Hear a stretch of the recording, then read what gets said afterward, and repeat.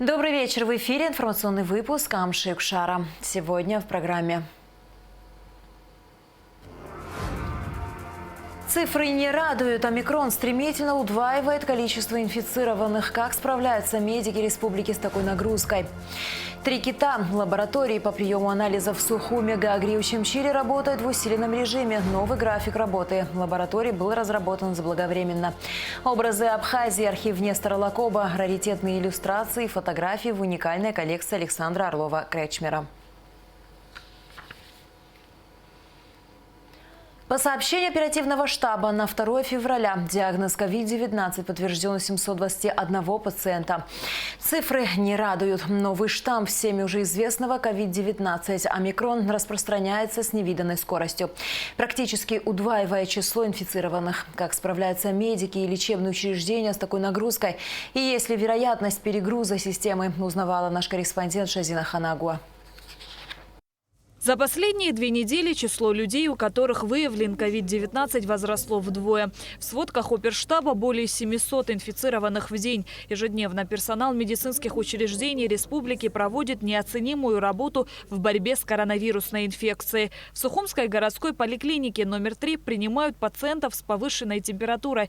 Параллельно врачи ведут и амбулаторных больных. Общение с больными проходит дистанционно. Информацию о лечении пациенты получают по телефону. По словам врачей, за последние 2 недели увеличилось количество обращающихся в медучреждения. Если ранее в течение дня к ним приходили 3 больных, то сейчас около 20. Однако специалисты отмечают, что болезнь проходит в более легкой форме. И студенты, и средний возраст. Сейчас, в принципе, болеют все. Поступают по, естественно, нашему району, в основном Килосорскому, Синопскому району. Ну, бывает и 10, и 20 человек. В принципе, этот вирус проходит очень легко. Безобидный, в течение дня могут протемпературить и на этом как бы завершается. Мы просим не бегать, не стоять в этих очередях на ПЦР, в анализах, рентген. Нет на сегодня такой надобности. Если больные температурят больше 3 дней, конечно, тогда мы принимаем мероприятия, которые нужно. Если есть надобность, даем анализы, делаем рентген. В Сухумской детской поликлинике 31 января и 1 февраля были большие очереди в кабинет для больных ковидом и в кабинет для маленьких детей. К счастью, на сегодняшний день количество первичных больных несколько уменьшилось, утверждает главврач медучреждения Ада Абухба. Очень надеемся, что такая тенденция сохранится в последующие дни. Но, конечно, количество детей общее заболевших, которые находятся на обзвонах, их большое количество. Но я хочу сказать, чтобы родители не паниковали. К счастью, по всей вероятности, это штамм омикрон у детей.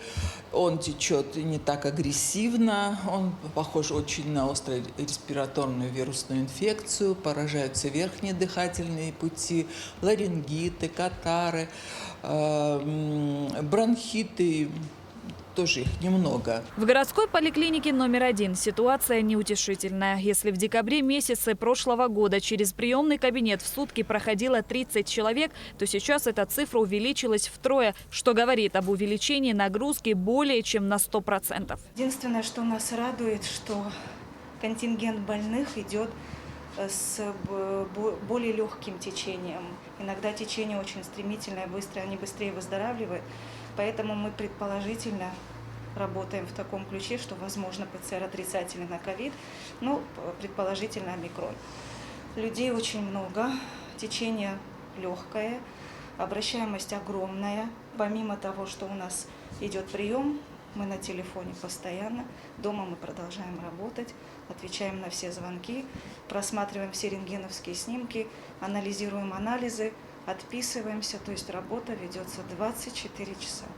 Нагрузка колоссальная. Учитывая сложную ситуацию, медики вновь и вновь призывают граждан соблюдать меры предосторожности, чтобы обезопасить себя и своих близких от опасной инфекции. Шазина Ханагуа, Михаил Братухин, Абхазское телевидение. Сколько лабораторий молекулярной диагностики функционирует сейчас в республике? По какой схеме они работают?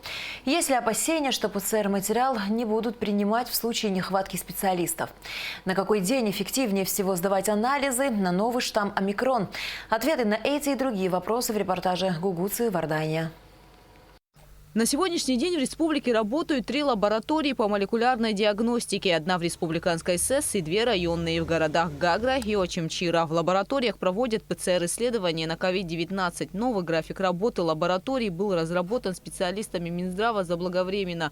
Учитывая то, как быстро распространяется новый штамм омикрон, вероятность того, что часть сотрудников может заболеть, была высока. Поэтому на сегодняшний день мы, в принципе, справляемся с ситуацией. Потоки правильно перераспределены. Значит, Абжуйская Абхазия исследует биоматериал в Очимчирской лаборатории, в Зыбской Абхазии, в Гагарской лаборатории. Биоматериал, который собирается по сухому, значит, исследуется в головной Сухумской лаборатории. Просто раньше основной биоматериал поступал в головную лабораторию. Опасений по поводу того, что биологический материал пациентов, которые нуждаются в ПЦР-диагностике, не будет диагностирован, таких опасений на сегодняшний день нет. Как известно, омикрон относительно новый штамм. Учитывая скорость его распространения, в первую очередь на анализы принимают беременных женщин, пациентов старше 60 лет, а также больных с высокой температурой, которая держится несколько дней, независимо от возраста.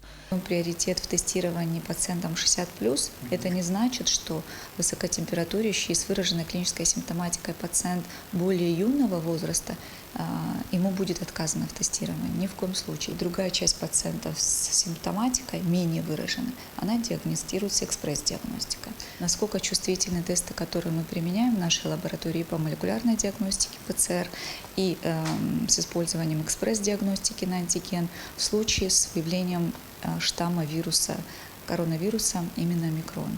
Омикрон – это тот же коронавирус, но другой штамм этого вируса. Поэтому чувствительность тестов остается прежней.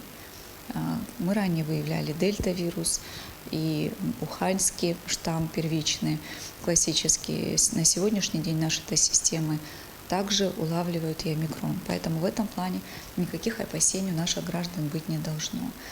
И экспресс-диагностика, которую мы на сегодняшний день применяем, используем мы качественные экспресс-тесты. Специалисты подчеркивают, что очень важно своевременно сдавать биоматериал на ПЦР и экспресс-диагностику. Эффективнее всего это делать на 3-й день после обнаружения симптомов, так как именно в этот период вирус начинает активно выделяться. По поводу направлений. Участковые врачи или врачи поликлинического звена хотим обратить еще раз внимание наших граждан на то, что не выдают направление на повторное тестирование тем пациентам, которые были уже положительны по ковиду. То есть определен период самоизоляции, это 10 дней при омикроне, и пациент по истечению этого времени, имеется в виду пациент с легким течением, бессимптомным течением, такой пациент после 10-дневной самоизоляции может выходить в социум, не нуждается во вторичном тестировании. Исключение люди с иммунодефицитом, с более тяжелым течением болезни, а также при возникновении экстренных ситуаций, когда необходимо повторное тестирование на наличие вируса. Специалисты предупреждают, если большая семья без симптоматики захочет пройти тестирование на COVID-19 в один день, им также будет отказано. Также хочу заметить, если в семье, которая находится в одном пространстве, 1, 2, 3 члена семьи уже положительны, то понятно, что и у других членов семьи тоже ковид. Конечно, к ним может присоединиться какая-то другая инфекция, но если у них выраженные клинические симптомы ковида и без тестирования понятно, что они будут положительны. То есть не должно быть дополнительного ажиотажа, и члены семьи должны это принять и понять. Если они не изолировались от своего положительного родственника, то они тоже, скорее всего, будут положительны. А если у них уже есть выраженная симптоматика, то такого пациента мы воспринимаем как ковид положительного, лабораторно неподтвержденного.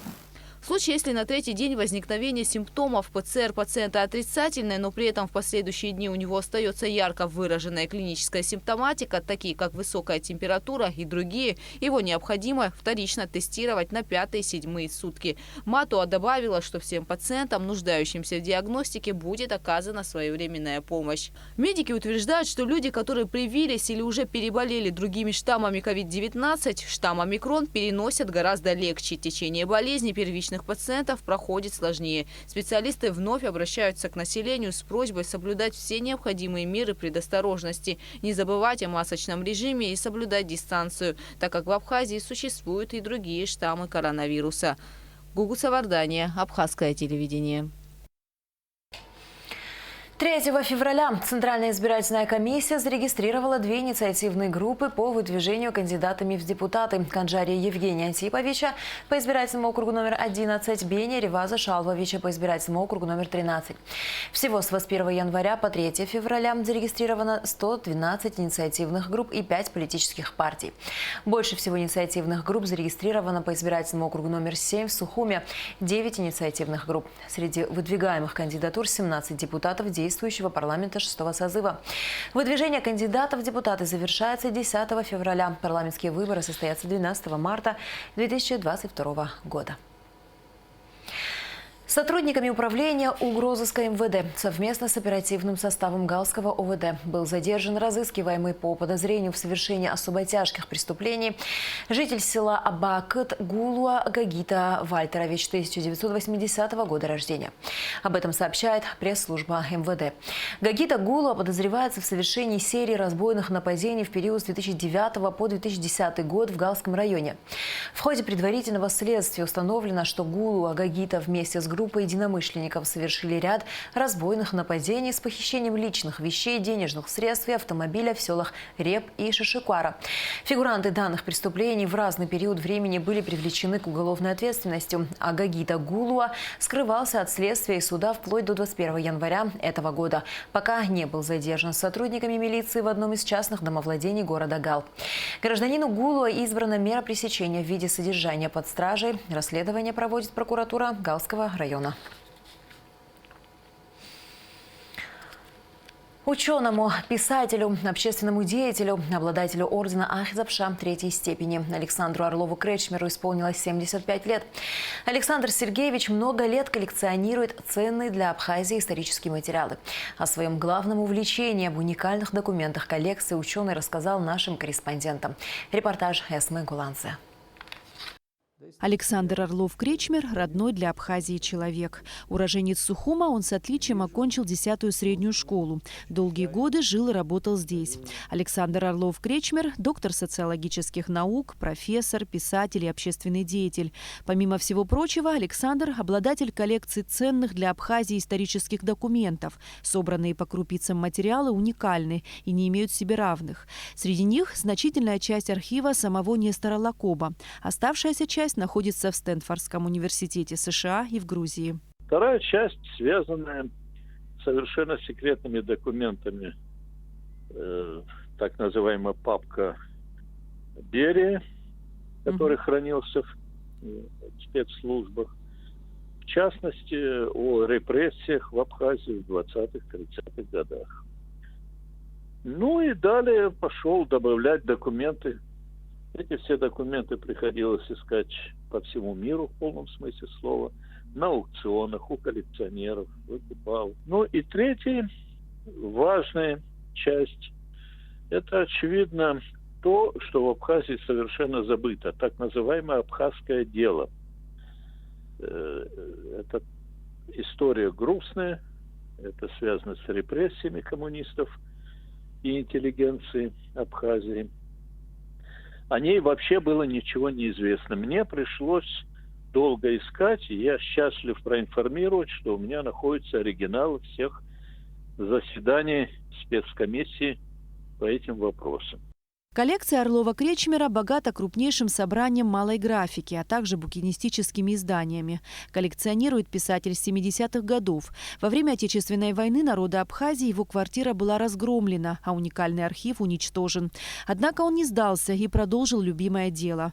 Можно убить человека, но не душу. Память убить нельзя, убежден ученый. Все это было как моя реакция на гибель архива. Гибель архива Абхазской АССР, который сожгли. Это как чувство протеста и чувство желания восстановить в меру возможно. Мы долго общались на эту счет с Владиславом Артембо. Затем Сергей Богапш подключился, приезжал ко мне, смотрел. Мы намеревались создать фонд репатриации исторических документов на родину. Ну, как-то все это повисло, было не то время было. Сейчас я вновь пытаюсь заинтересовать и меценатов, и руководство Абхазии для того, чтобы создать в Сухуми музей возвращенных цен. Это все принадлежит не мне, это принадлежит народу. Часть коллекции была представлена в трилогии «Образы Абхазии» 19-первая треть 20 века, вышедшей в 2014 году. В книгах приводятся уникальные сведения об исторических событиях и личностях абхазского народа. В них более 2500 раритетных иллюстраций, фотографий, произведения живописи и графики. Трилогия посвящена сыну ученого, участнику Отечественной войны народа Абхазии Павлу, который в 2008 году внезапно ушел из жизни. По нынешним временам издание это очень дорогое. Я же издаю не просто книги, я издаю качественные, добротные, очень дорогие, коллекционные издания, которые приятно держать в руках. Это для семейных собраний. Вот я подготовил обзор этих документов. Сейчас работаю над третьей книгой. Третья книга это будет абхазский хроникон. Ну, вообще подлинная история. Понимаете, очень много изданий, к сожалению, содержат массу ошибок, массу мифов, массу неточных сведений. Я хотел бы внести поправки некоторые. Познать будущее, не изучая прошлого, невозможно. Только зная свою историю, культуру, опираясь на опыт прошлых поколений, можно сберечь самое ценное и идти вперед. Эсма Голанзе, Абхазское телевидение. В связи с кончиной известного абхазского ученого-фольклориста, заведующего отделом фольклора Абхазского института гуманитарных исследований имени Дмитрия Гулия, кандидата филологических наук, доцента АГУ Габне Цир Исмаиловны, распоряжением президента Академии наук Абхазии создана комиссия по организации похорон под председательством Зураба Джабуа. Прощальная церемония состоится 4 февраля 2022 года по адресу город Сухум, Кадорское шоссе, 67. Начало траурного митинга в 12 часов. Далее о погоде.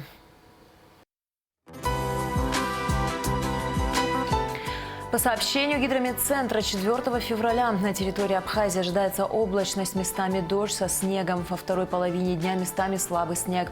Температура воздуха ночью 2,7, днем 4,9 градусов. Температура морской воды 9 градусов.